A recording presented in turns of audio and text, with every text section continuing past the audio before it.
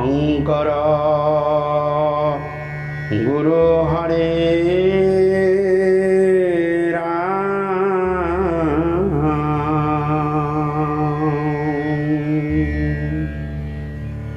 শ্রীকৃষ্ণায় নমঃ। কৃষ্ণায়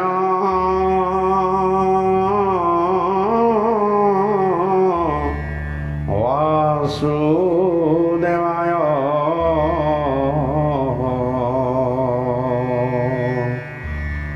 দৈবকী নন্দনায়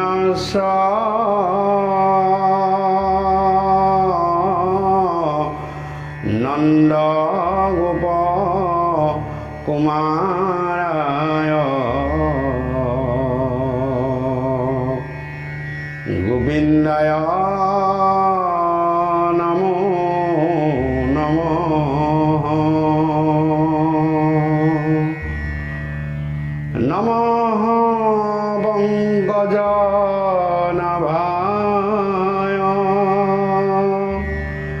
নমঃ পঙ্কজমালিনে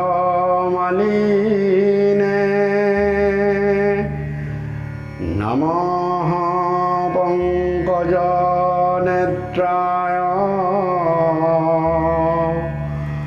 নমস্তে পঙ্কজঙ্ঘায়।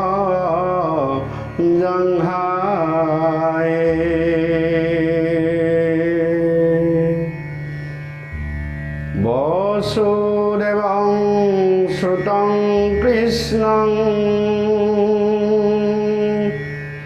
কংস সানুর মর্দনম দৈবকী হৃদয়ানন্দং কৃষ্ণ বন্দে জগদ্গুরু। হরে রাম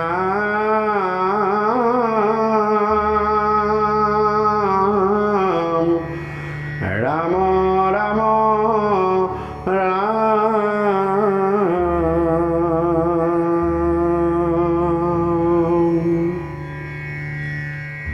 মূকং করোতি বাচালং পঙ্গুং লঙ্ঘতে গিরিম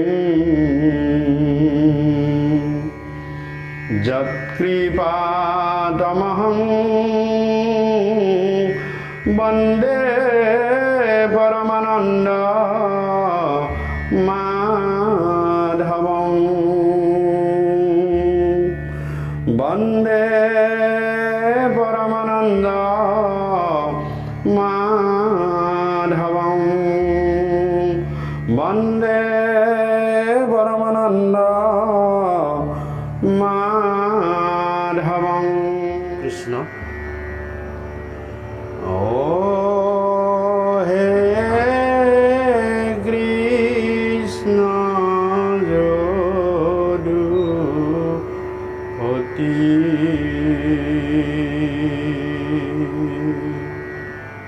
কি রামে মোর গতি হে কৃষ্ণ যদুপতি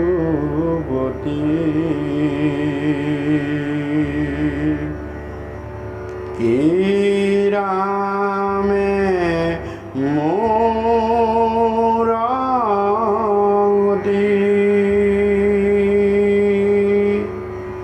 কৃষ্ণ জয় জয়তে মোৰ দুজনা গুৰুৰ দুখানি অভয় শিশন স্মৰণ কৰি সেৱন কৰি বন্দন কৰি আৰু আমাৰ এই গুৰুজনাৰ থাকিবৰ স্থান কীৰ্তন ঘোষা পাঠ আৰু তত্ত্ব কথা আলোচনা একান্ত চিত্তে শ্ৰৱণ কৰা মোৰ সেৱাস্থলীৰ বাপ বান্ধৱাই মাতৃ সমস্তৰ শ্ৰীচৰণত শতকোটিবাৰ প্ৰণাম জনাই আমি আজি কীৰ্তন ঘোষা পাঠ আৰু তত্ত্ব কথা আলোচনাত আজি প্ৰহ্লাদ চৰিত্ৰৰ নৱম কীৰ্তন ভাগী আমি পাঠ বিশ্লেষণ আৰু আলোচনাৰ কাৰণে আগবাঢ়ি আহিছোঁ। সেই সেৱাস্থলী বাপ বান্ধৱ আই মাতৃ সমস্ত ঘোষাভাগীৰ মাজেৰে মোৰ দয়ালু কৃপালু গুৰুজনাই যদুপতি যদুশ্ৰেষ্ঠ শ্ৰীকৃষ্ণৰ দুখানী অভয় শ্ৰীচৰণত আশ্ৰয় লোৱাটোৱে আমাৰ গতি বুলি এই ঘোষাভাগৰ মাজেৰে ঘোষণা কৰি মোৰ দয়ালু কৃপালু গুৰুজনাই আমাক ভগৱন্তৰ শ্ৰীচৰণত আশ্ৰয় লৈ মানৱ জীৱন সফল কৰিবলৈ আমাক উপদেশভাগী আগবঢ়াইছে। আৰু তাৰপিছতেই মোৰ দয়ালু কৃপালু গুৰুজনাই পদৰ ভাগীৰ মাজেৰে দেৱতাসকলৰ কথালৈ কৈছে। য়ে হৰি ৰাম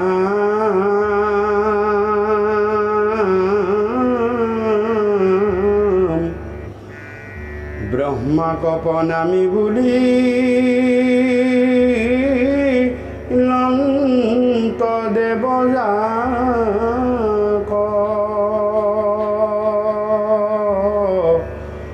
সৃষ্টি নষ্ট হোৱা কেনে নৰাখায় মাক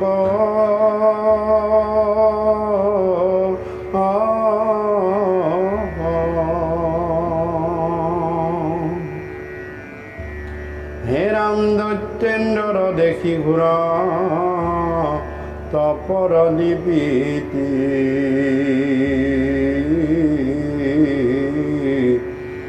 স্বৰ্গত থাকিবে কাৰ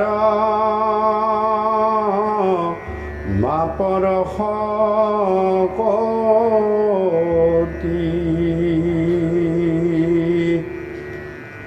অৰাম ব্ৰহ্মপদ তোমাৰ হৃদে চাৱে চন্ন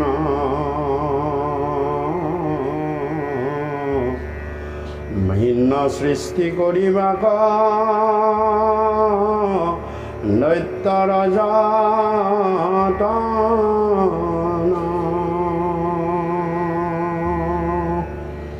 হৰাম হেন জানি বিধি কৰি মোক প্ৰতিকাৰ যাৱে নতুন নষ্ট হোৱে সমস্তে সংসাৰ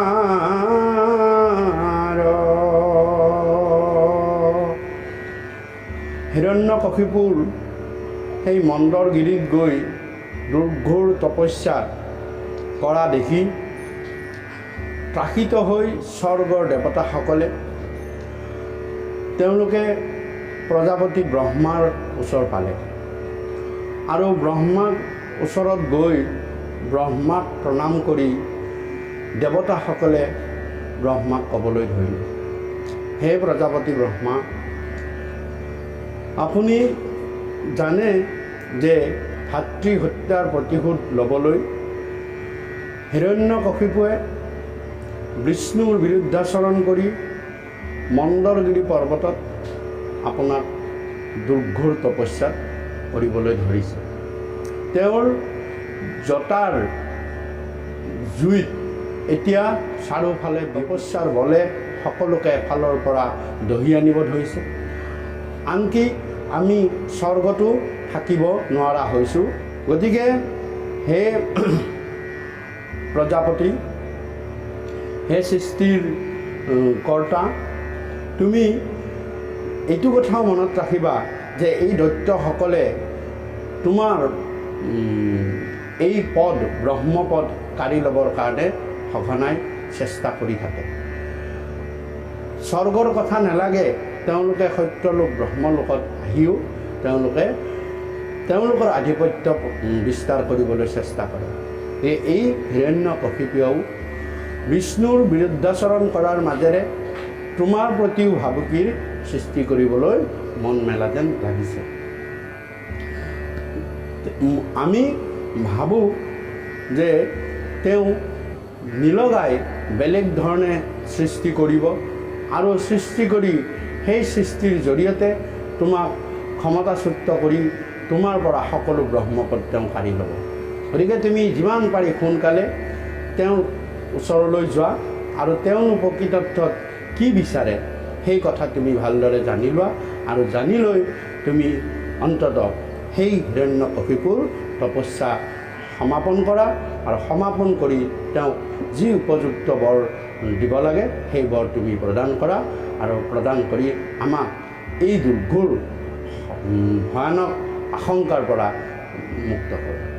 এইদৰে দেৱতাসকলে ব্ৰহ্মাক স্তুতি মিনতি কৰিলে আৰু তেতিয়া ব্ৰহ্মাই স্তুতি মিনতি শুনি তেওঁ ভাবিলে যে ঠিকেই দেৱতাসকলে মোক সমুচিত পৰামৰ্শকে আগবঢ়াইছে, গতিকে দেৱতাসকলৰ সমুচিত পৰামৰ্শকে সাৰোগত কৰি ব্ৰহ্মাই সেই হিৰণ্যকশিপুৱে যি মন্দৰগিৰি পৰ্বতত দুৰ্ঘোৰ তপস্যাত বহিছিল, গতিকে হিৰণ্যকশিপুক দেখা দিবলৈ তেওঁ যাবলৈ প্ৰস্তুত হ'ল।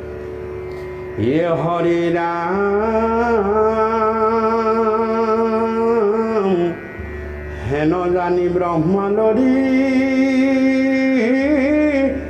গল সজানে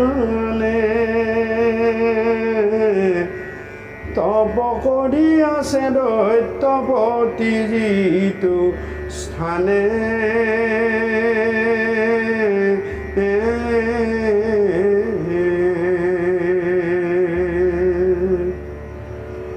অৰান্তপৰ মহিমা দেখি ভৈলন্ত বিস্ময়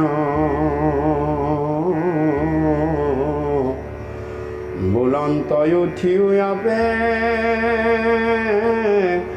শস্যপতন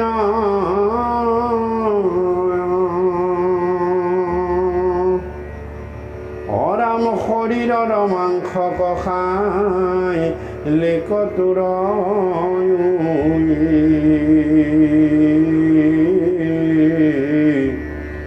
তথাপি আৰাধমুক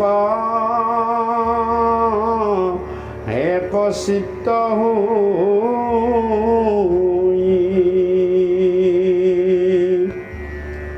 অৰাম হেন তপ কৰন্তানা হিকে সংসাৰত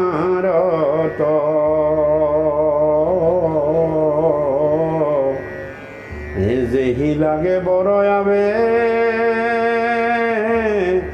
হেলৈ অভিমত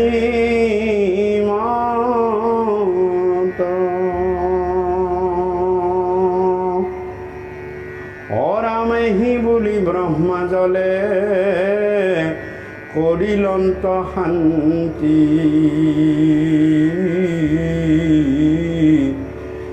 ভৈলয় অংগ পূৰ্ণ তপ্ত সুবৰ্ণৰ পান্তি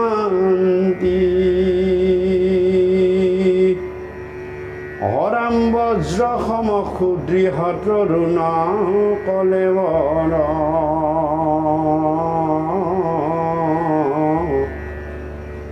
উঠিল মাটিৰ পৰা পাছে দৈত্যেশ্বৰ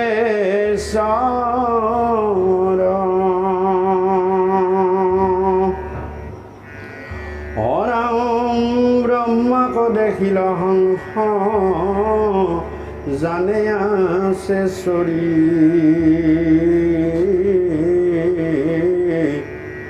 হেমিলিলয় আনন্দ প্ৰণাম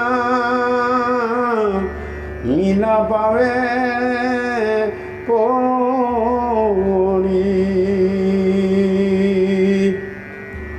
অৰাম হৰি খেলো তপস্ৰৱে ৰোমাঞ্চিত গাঁও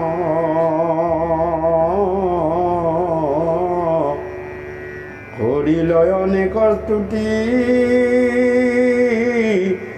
নতি নম্ৰ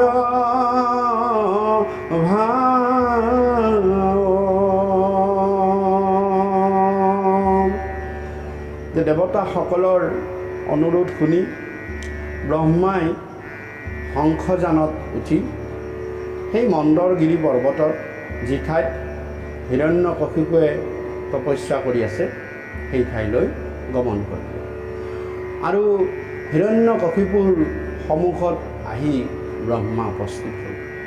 ব্ৰহ্মা উপস্থিত হৈ হিৰণ্যকশিপুৰ এই কঠোৰ তপস্যা সাধনা দেখি ব্ৰহ্মা নিজেও আচৰিত হ'ল। তেওঁ হিৰণ্যকশিপুৰ সেই অশৰীৰী যিটো অৱস্থা, অকল আত্মাইৰে তেওঁ ব্ৰহ্মাৰ নাম উচ্চাৰণ কৰি আছে, ব্ৰহ্মাক তেওঁ স্মৰণ কৰি আছে। এই অৱস্থাটো দেখি ব্ৰহ্মা বৰ নিজকে স্তম্ভিত হৈ পৰিল যে এনেকুৱা ধৰণৰ অসাধাৰণ তপস্যা, এনেকুৱা ধৰণৰ অসাধাৰণ ব্ৰত, এনেকুৱা ধৰণৰ অসাধাৰণ সাধনা ইমান সততে যিকোনোৱে কৰা তেওঁ দেখা নাই। হিৰণ্যকশিপুৰ এই কঠোৰ ব্ৰত তপস্যা সাধনাৰ সন্তুষ্ট হৈ ব্ৰহ্মাই হিৰণ্যকশিপুৰ প্ৰতি লক্ষ্য কৰি ক'ব ধৰিলে যে হে মোৰ প্ৰিয়তম শিষ্য, তুমি ইমান শৰীৰটোক তুমি তুচ্ছ জ্ঞান কৰি একান্ত চিত্তে তুমি মোক স্মৰণ কৰি আছা আৰু তোমাৰ শৰীৰটো উৱলি জহি খহি গৈছে, তালৈ তুমি ভক্ষেপ কৰা নাই। তোমাৰ এই শৰীৰটোৰ জ্যোতি আৰু তাপে সমস্ত ত্ৰিজগতত ত্ৰাসৰ সৃষ্টি কৰিছে, তুমি তালৈ কোনো ধৰণৰ ভক্ষেপ কৰা নাই। খালি মাথো তোমাৰ লক্ষ্যৰ প্ৰাপ্তি হ'ব লাগে, তোমাৰ বৰ প্ৰাপ্তি হ'ব লাগে, আৰু সেই বৰ প্ৰাপ্তিৰ কাৰণে তুমি মোক অহৰহ এনেদৰে কষ্ট ব্ৰত কৰি তুমি চিন্তা কৰি আছা। গতিকে তুমি চিন্তা কৰিব নালাগে, তোমাৰ এই তপ সাধনা ব্ৰতত মই সন্তুষ্ট হৈছোঁ। আৰু এই বুলি ব্ৰহ্মাই নিজৰ কমণ্ডলৰ পৰা জল উলিয়াই সেই জল সেই অশৰীৰভাৱে থকা, শৰীৰ উৱলি জুৱলি যোৱা হিৰণ্যকশিপুৰ সেই ঠাইত প্ৰক্ষেপ কৰিলে।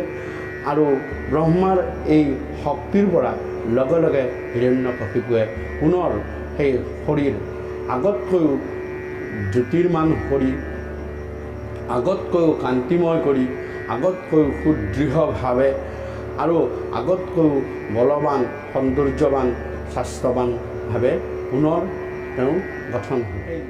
হিৰণ্যকশিপুৱে দেখিলে যে তেওঁৰ সন্মুখতেই তেওঁৰ আৰাধ্যদেৱ ব্ৰহ্মা উপস্থিত হৈ আছে। তাকে দেখি তেওঁ ব্ৰহ্মাৰ প্ৰতি প্ৰণিপাত জনালে। ব্ৰহ্মাক শংখযানত চলি থকা দেখি তেওঁৰ মনত বৰ আনন্দ লাগিল। সেই আনন্দৰে তেওঁৰ গোটেই চকু পানী বৈ আহিবলৈ ধৰিলে আৰু দণ্ডৱতে পৰি ব্ৰহ্মাক তেওঁ প্ৰথমতে স্তুতি মিনতি আৰু প্ৰণতি কৰিবলৈ ধৰিলে।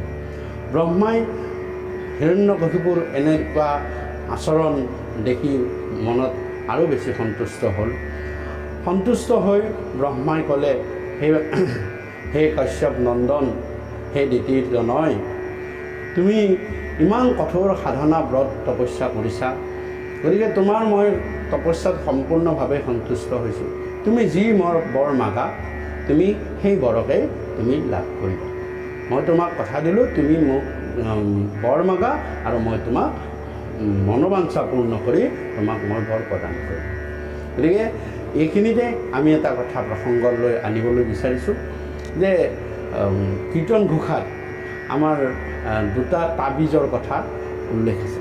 ক'ব গ'লে সেয়া তাবিজ বুলি আমি ব্যৱহাৰ কৈছোঁ, কাৰণ এইকাৰণে কৈছোঁ যে তাবিজবিলাকৰ উদ্দেশ্য মানুহে সেইবিলাক কাৰণত সেনেকুৱা ধৰণেই কৰে। আৰু তাবিজ বিচাৰি হয় দৈবিক সাধকসকলক, দেৱসাধকসকলক, দেৱী সাধকসকলক বা ব্ৰহ্মময় সাধকসকলক মানে বিচাৰে। আৰু সেইকাৰণে কীৰ্তনত সেনেকুৱা দুটা তাবিজৰ কথা বা তাবিজ ধৰণৰ কথা কিছুমানৰ প্ৰসংগ উল্লেখ আছে। তাৰে প্ৰথম তাবিজটোৰ কথাই আজি পাঠত আলোচনা হ'ব, যিটো ব্ৰহ্মাৰ পৰা হিৰণ্যকশিপুৱে লাভ কৰিছে। আৰু দ্বিতীয়টো তাবিজৰ কথা আপোনালোকে আমাৰ কীৰ্তনৰ আলোচনা শ্যামন্ত হৰণত সূৰ্যৰ পৰা সত্ৰাজিতে লাভ কৰা সেই শ্যামন্ত মুনিটো এক প্ৰকাৰৰ তাবিজৰ দৰেই কথা। গতিকে এই কথাটো আমি শ্যামন্ত হৰণত আমি আলোচনা কৰিম। কিন্তু প্ৰথমতে আমাৰ আজি যিটো হিৰণ্যকশিপুৱে বৰ ল'ব, সেই বৰটোৰ কথা লৈ আমি এক প্ৰকাৰৰ তাবিজ বুলি, আজিকালিৰ ক্ষেত্ৰত সেইটো তাবিজ বুলি ক'ব লাগিব যে মোক এটা এনেকুৱা তাবিজ দিয়ক। কেনেকুৱা তাবিজ? যে মই কোনোদিনা যাতে মোৰ বেমাৰ আজাৰ নহয়, কোনোদিনা যাতে মই সহজতে নমৰোঁ, মোৰ জীৱনটো যাতে ভালে কুশলে যায়। এইবিলাক যিবিলাক শক্তি বা এইবিলাক আমি যি সাংসাৰিক সুবিধাৰ কাৰণে আমি যিবিলাক বস্তু উপৰঞ্চিকৈ বিচাৰোঁ, সেয়া কোনে দিব পাৰিব? যে সেইবিলাক হৈছে ব্ৰহ্মা হওক, আন দেৱ দেৱীবিলাক হওক, যিবিলাকে ভগৱন্তৰ মায়াত মোহিত হৈ থাকে, তেওঁলোকে দ্বাৰা মাগিব, আৰু যিবিলাকে মোহিত হৈ থাকে তেওঁলোকেহে দিব। কিন্তু পৰম ঈশ্বৰ পৰম পুৰুষ ভগৱন্তই যি দিয়ে সেয়া হৈছে অক্ষয়। ই কোনোদিনে ম্লান নহয়, কোনোদিনে ক্ষয় নহয়। যেনেকুৱা ভগৱন্ত পুৰুষে তেওঁৰ সখা ভক্ত অৰ্জুনক গীতাম অমৃত দিছিল। ভগৱন্তৰ পৰা পোৱা সকলো বস্তুৱেই অমৃতময়। ই কেতিয়াও মৃত নহয়, ই কেতিয়াও ম্লান নপৰে, ইয়াৰ পৰা কেতিয়াও কাৰো অপকাৰ নহয়। গতিকে আনহাতে দেৱ দেৱী ব্ৰহ্মাকে আদি কৰি আন সকলে দিয়া সকলোবিলাকৰেই লয় আছে, ক্ষয় আছে, তাৰ বাদ এটা অন্ত আছে। কিন্তু ভগৱন্ত পুৰুষে যিবিলাক বস্তু দিছে সেয়া হৈছে অক্ষয় অব্যয়। ধ্ৰুৱক দিলে অক্ষয় অব্যয়, গীতামৃত দিলে অৰ্জুনক অক্ষয় অব্যয়, উদ্ধৱক ৰহস্য তত্ত্ব ক'লে সেয়া অক্ষয় অব্যয়। গতিকে সেনেকুৱা এটা তাবিজৰ কথাই আজি প্ৰসংগত উল্লেখ হ'ব। আৰু ব্ৰহ্মাৰ ওচৰত হিৰণ্যকশিপুৱে কেনেকুৱানো তাবিজ মাগিলে, যিটোৰ দ্বাৰা তেওঁ অমৰ হৈ থাকিব, প্ৰায় অমৰ হোৱাৰ নিচিনাই হ'ল। কিন্তু সেই অমৰত্বকো ভগৱন্ত পুৰুষে ছিদ্ৰ উলিয়াই তাক নিষেধ কৰি পেলালে।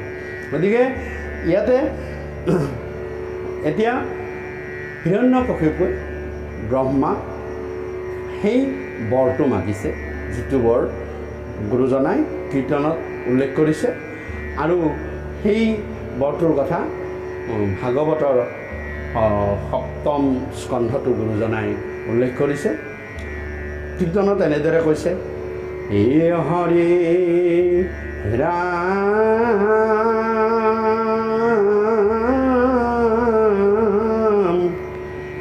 হে ৰাম, বিধাতা কবলে যদি মোক দিয়া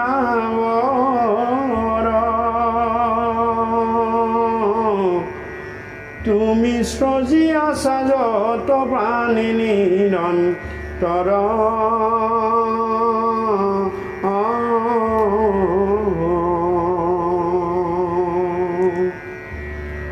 ৰাম কত হন্তে নুহিবে ক মোহৰ মৰণ,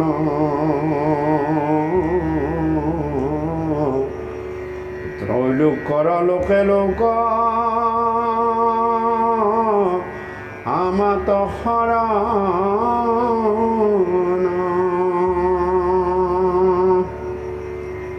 অৰাম নমৰিব ৰাত্ৰি তদি নত মিত্ৰ নৌকা,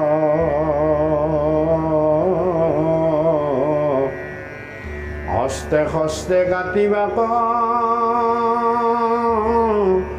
নুমাৰো কম,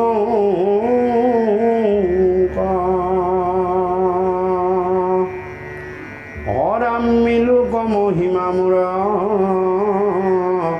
তোমাৰ সমান,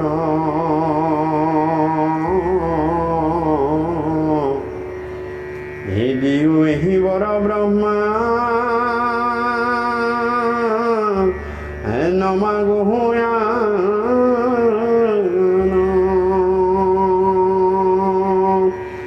হে মোৰ ইষ্টদেৱ সৃজন কৰ্তা সৃষ্টিকৰ্তা ব্ৰহ্মা, তুমি মোক এনেকুৱা এটা বৰ দিয়া, তুমি যত যিমান প্ৰাণী তোমাৰ দ্বাৰা সৃজন কৰা হৈছে, কোনো এবিধ প্ৰাণীয়ে যাতে তোমাৰ সৃষ্ট কোনো প্ৰাণীয়ে যাতে মোক কেতিয়াও মাৰিব নোৱাৰে, কাৰো হাততেই যাতে মোৰ মৰণ নহয়। আৰু এই স্বৰ্গ মৰ্ত্য পাতাল এই তিনি লোকৰেই সমস্তখিনিয়ে আহি, স্বৰ্গৰ দেৱতা, মৰ্ত্যৰ মানৱ নৰ আৰু পাতালৰ নাগকে আদি কৰি সকলোৱে আহি মোৰ তাত শৰণ লওঁ, মোৰ তাত আশ্ৰয় ল'ব লাগে, লওঁ। মই তুমি সৃষ্টি কৰা দিন আৰু ৰাতিৰ ভিতৰতো যাতে মই কেতিয়াও নমৰোঁ। তোমাৰ সৃষ্ট অস্ত্ৰ শস্ত্ৰই মোক মাৰিব নোৱাৰোঁ। তোমাৰ যিমান মহিমা আছে, তোমাৰ যিমান ঐশ্বৰ্য আছে, সকলোখিনি মোৰ তোমাৰ দৰে সমান হৈ গুচি যাব।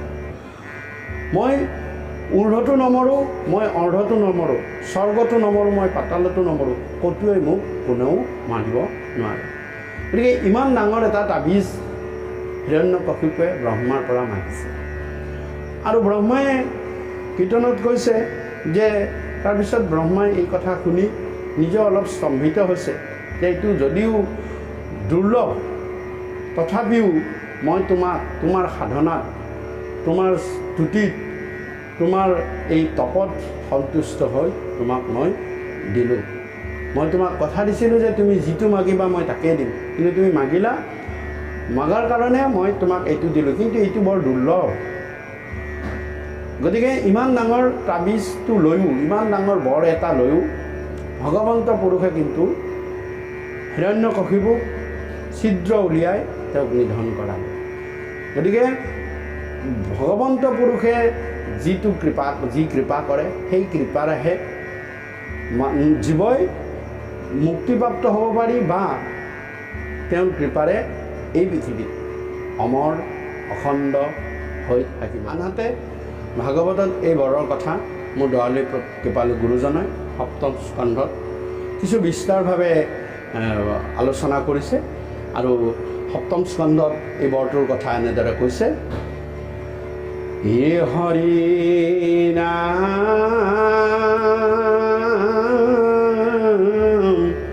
তোমাৰ চৰণে হেৰা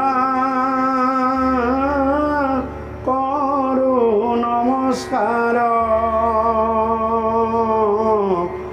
যেবে বৰ দিয়া শুনাব চনয়া মাৰ।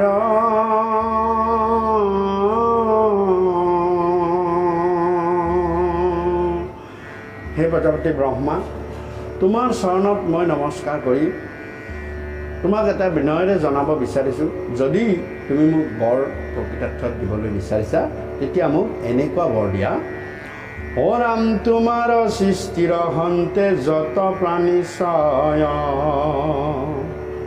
তাত হন্তে মোৰ মৃত্যু নুহিব নিশ্চয়। তোমাৰ সৃষ্টি কৰা যিমান প্ৰাণী আছে কাৰো হাতত মোৰ মৃত্যু নহওঁ। অ ৰাম বাহিৰতো ভিতৰতো মৃত্যু নুহিও ক, ৰাত্ৰিত দিনতো মাৰিবা ক নপাৰো ক। যে মোৰ বাহিৰতো মৃত্যু নহওঁ আৰু মোৰ ভিতৰতো মৃত্যু নহওঁ। দিনৰ সময়তো মই নমৰিম, মই ৰাতিৰ সময়তো নমৰিম। অ ৰাম তোমাৰ সৃষ্টিৰ বিনা আনো প্ৰাণী চয়, মোক মাৰিবা ককে শুন পাৰে নিশ্চয়।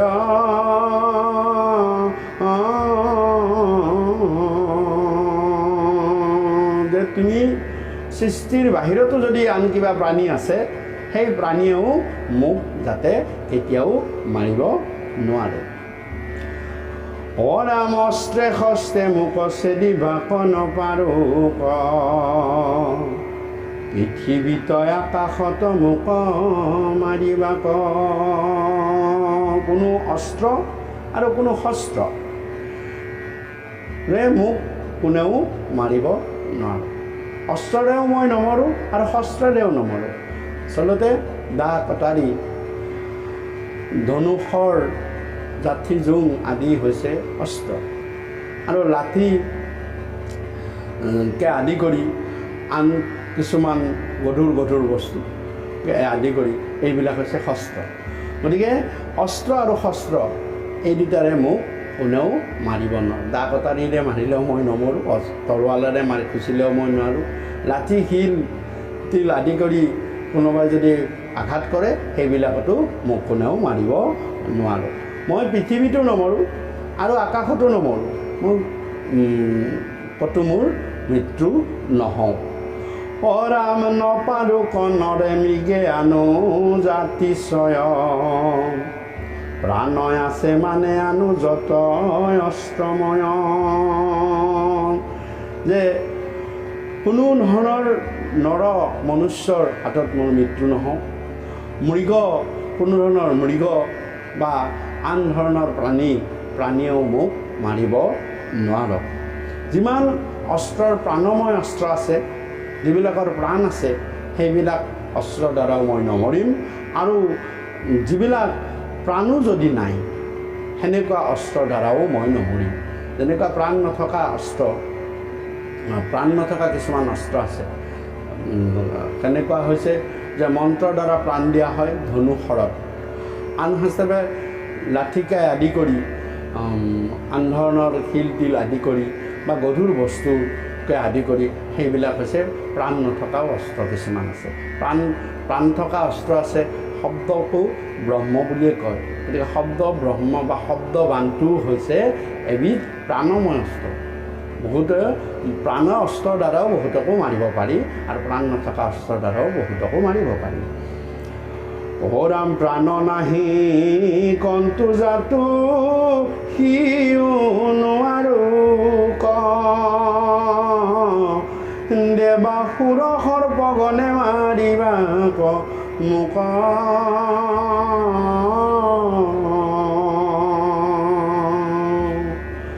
যে প্ৰাণ নথকা অস্ত্ৰ যাতো সিও নোৱাৰো, প্ৰাণ নথকা অস্ত্ৰবিলাকেও মোক মাৰিব নোৱাৰে।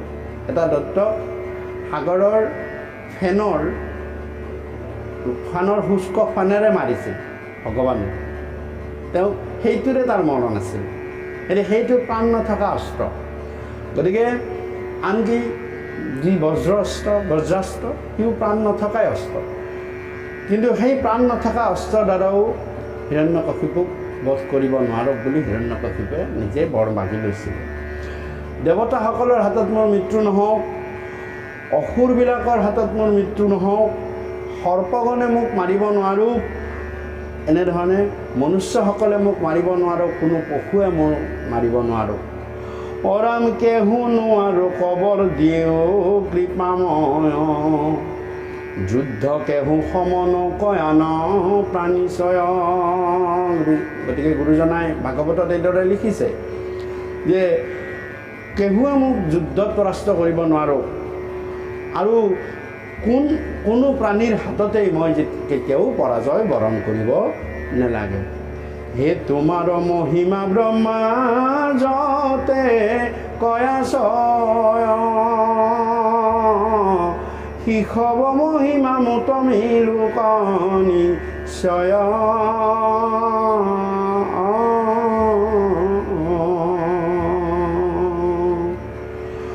সকলো পানীৰ এক ৰাজা পাতিও ক,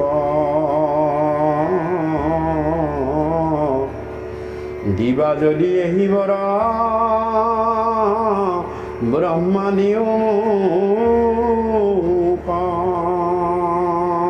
তোমাৰ যিমান মহিমা আছে সকলোৱে আহি মুঠ মিলো, আৰু তোমাৰ সমান মই যাতে হ'ব পাৰোঁ। তুমি যেনেকৈ সৃষ্টিৰ কৰ্তা, মই যেনেকৈ সৃষ্টি কৰিব পাৰোঁ, আৰু তোমাৰ যিমান প্ৰাণী আছে সকলো প্ৰাণীয়ে আহি মই একচ্ছত্ৰী ৰাজা হ'ব পাৰোঁ। সকলো প্ৰাণীৰে মই একচ্ছত্ৰী ৰাজা হ'ব পাৰোঁ, সকলো লোকৰ মই একচ্ছত্ৰী ৰাজা হ'ব পাৰোঁ।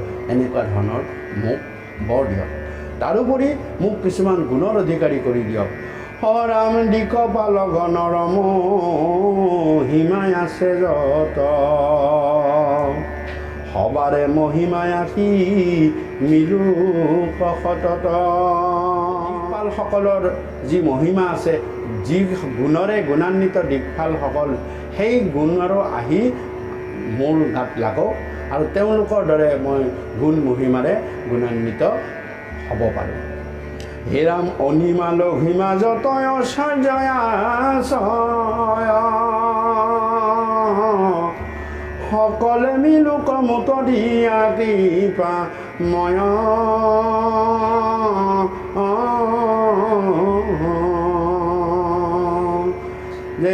অনিমা একেবাৰে সৰু হৈ যাব পৰা সূক্ষ্ম অৱস্থালৈ আহিব পৰা যি গুণ মহিমা আছে ঐশ্বৰ্য আছে সেই মহিমাৰ মোক গৰাকী কৰি দিয়ক।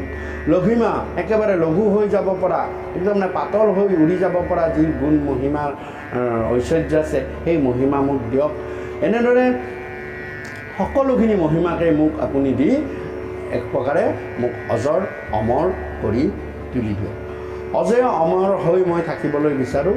আৰু এইদৰে ব্ৰহ্মাৰ ওচৰত হিৰণ্যকশিপুৱে নিজৰ অমৰত্বৰ লগতে গুণেৰে গুণান্বিত হোৱাৰ এই মহান বৰ তেওঁ মাগিবলৈ ধৰিলে।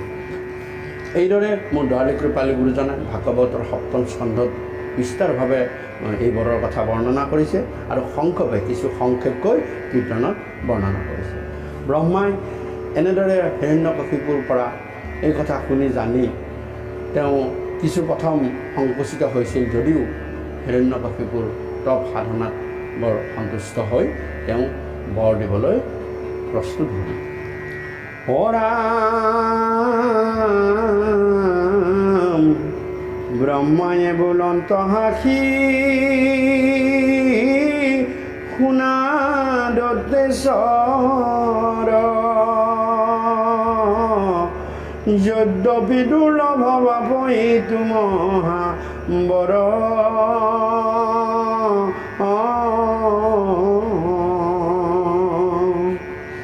হৰাম তথাপিতো দিলো তোক বাঞ্ছা হোক সিদ্ধি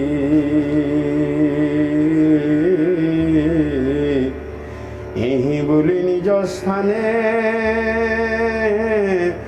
চলি গইলা বিধি। আৰু এইদৰে ব্ৰহ্মাই হিৰণ্যকশিপুক বৰ দি নিজৰ ব্ৰহ্মলোকত লৈ তেওঁ গুচি গ'ল। আৰু তাৰপিছত হিৰণ্যকশিপুৱে ব্ৰহ্মাৰ পৰা এই বৰ লাভ কৰি এই ত্ৰিলৈলোকত কি অৱস্থা কৰিলে তাৰ কথা বৰ্ণনা কৰিছে। এ হৰি ৰাম অৰাম হেন বৰ পায়াবল বাঢ়ি লয় অশেষ ভাতৃ বৈৰী বুলি কৰে মাধৱক দেখ তিনি লোকক বৈশ্য কৰি দৈত্যৱতী হৰাম কাঢ়ি লৈ লবলে মহেন্দ্ৰ অমৰাৱতী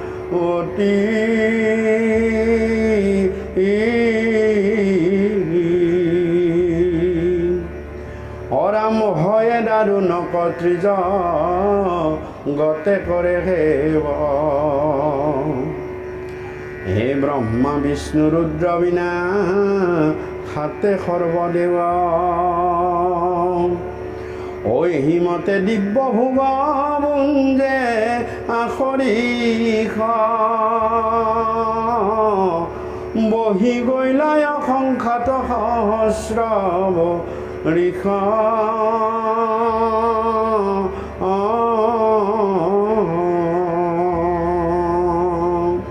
যে এনেধৰণৰ বৰ পাই হিৰণ্যকশিপুৰ একেবাৰে বল বাঢ়ি গ'ল। তেওঁ দুৰ্জয় অৱস্থালৈ অহাৰ পিছতেই তেওঁ পোনে পোনে প্ৰথমতে ভাতৃবৈৰী বুলি মাধৱৰ ভগৱান বিষ্ণুৰ দেহ দ্ৰোহ আচৰণ কৰিবলৈ ধৰিলে। ভাতৃহত্যাৰ প্ৰতিশোধ তেওঁ ল'বলৈ বিষ্ণুক বিচাৰি ফুৰিবলৈ ধৰিলে। আৰু বিষ্ণুক বিচাৰি ফুৰিয়েই তেওঁ কি কৰিলে যে যিবিলাক বৈষ্ণৱ আছে সাধু সন্ত মহন্ত আছে তেওঁলোকৰ ওপৰত নানান ধৰণৰ অত্যাচাৰ উৎপীড়ন চলাবলৈ ধৰিলে।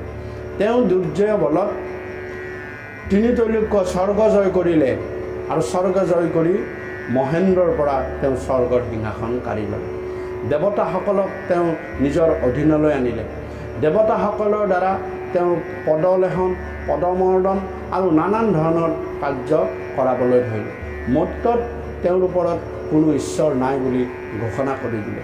তেওঁৰ বল আৰু প্ৰতাপৰ দ্বাৰা আনকি পাতালপুৰীতো গৈ তেওঁ নাগবিলাককো নিজৰ অধীনত কৰি ল'লে। বিদ্যাধৰ গন্ধৰ্ব কিন্নৰ অপস্যাৰা দেৱ দেৱী সকলোৱে তেওঁক সেৱা পূজা কৰিবলৈ আৰম্ভ কৰি দিলে। আৰু যিয়ে তেওঁৰ কথা নুশুনে, তেওঁৰ কথা অমান্য কৰে, তেওঁলোকক তেওঁ লগে লগে মৃত্যুদণ্ড দিয়াৰ আদেশ দিয়ালে।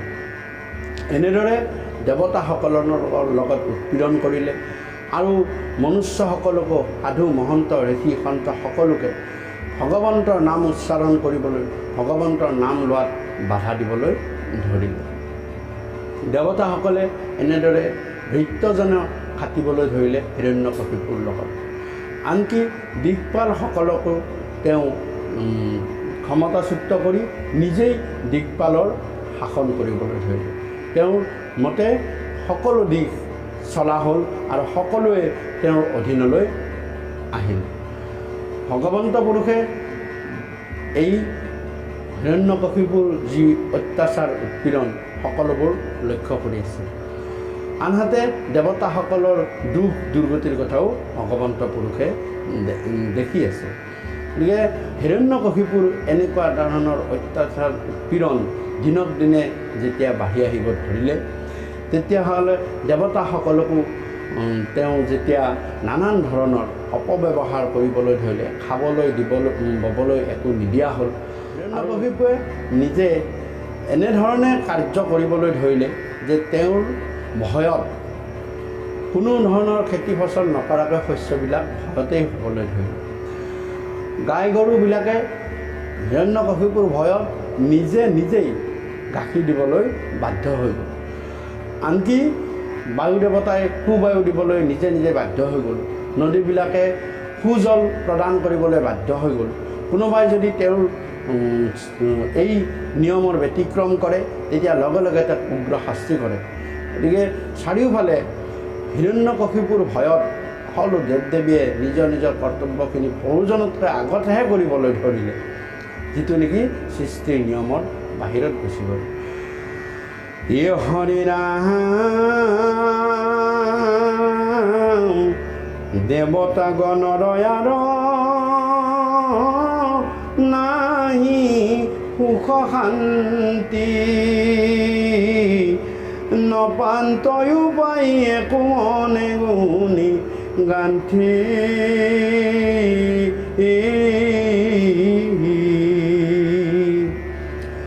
কৃষ্ণৰ চৰণে সবে লৈলন্ত শৰণ, হৰি বিনা নাহি আন দুৰ্গতি তাৰণ। অৰামেহি বুলি বায়ু ভক্ষী নিদ্ৰা পৰিহৰি, মাধৱ কয়াৰ অনন্ত কষ্টৱত ধৰি।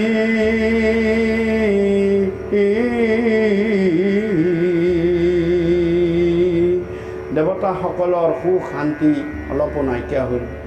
দত্তেশ্বৰৰ অধীনত থাকি দেৱতাসকলে উপায় নাপায়, তেওঁলোকে আনকি খাবলৈ ববলৈও নাপায়, শুকাই খিনাই যাবলৈ ধৰিলে।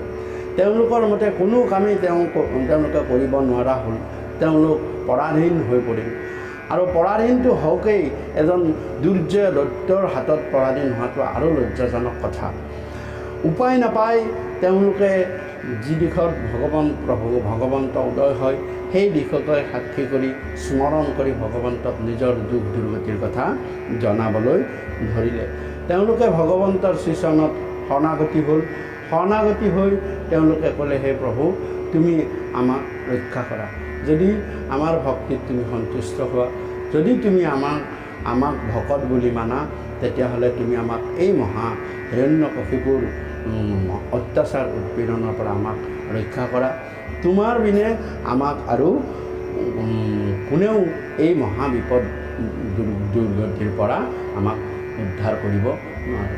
এইদৰে দেৱতাসকলে ভগৱন্ত পুৰুষক স্তুতি প্ৰাৰ্থনা কৰাৰ মাজেৰে মোক দয়ালু কৃপালু গুৰুজনাই প্ৰহ্লাদ চৰিত্ৰৰ এই নৱম কীৰ্তনভাগী ইমানতে সমাপন কৰিছে।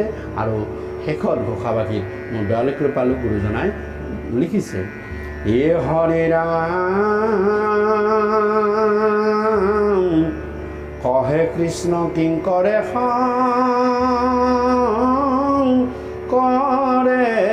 কৃষ্ণ কথা হে বোলা হৰি হৰি জন্ম নকৰিও বৃথা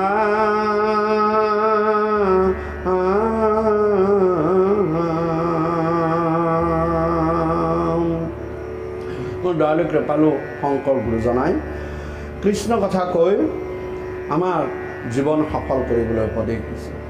হাতে পাঞ্চে যেতিয়া আমি লগ পাওঁ একমাত্ৰ কৃষ্ণ নাম, কৃষ্ণ গুণ, কৃষ্ণ যশ, কৃষ্ণ লীলা মহিমা উচ্চাৰণ কৰিলে আমাৰ মানৱ জীৱন সফল হ'ব। আমাৰ পৰমায়ু বৃদ্ধি হ'ব।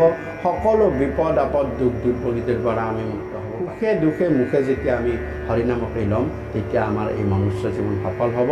হৰিনাম বিনে মনুষ্য জীৱন কেতিয়াও সফল নহয়।